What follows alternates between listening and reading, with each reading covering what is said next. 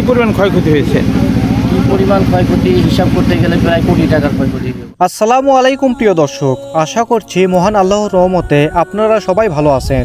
কুরবানির ঈদের আছে আর মাত্র একদিন, এরই মধ্যেই অগ্নিকাণ্ডের দুর্ঘটনার জন্য মারা গেল বিশাল সাইজের প্রায় 14টি গরু এবং পাশেই ছিল পোলট্রি ফার্ম, সেখানেও মারা গেছে প্রায় 3,500 মুরগি।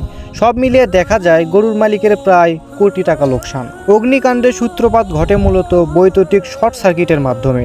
ওই সময় যারা উপস্থিত ছিলেন তারা দেরি করে ফেলে ফায়ার সার্ভিসকে খবর দিতে, যার ফলে খামারের 14টি গরু এবং 3,500 মুরগি বশীভূত হয়ে যায়।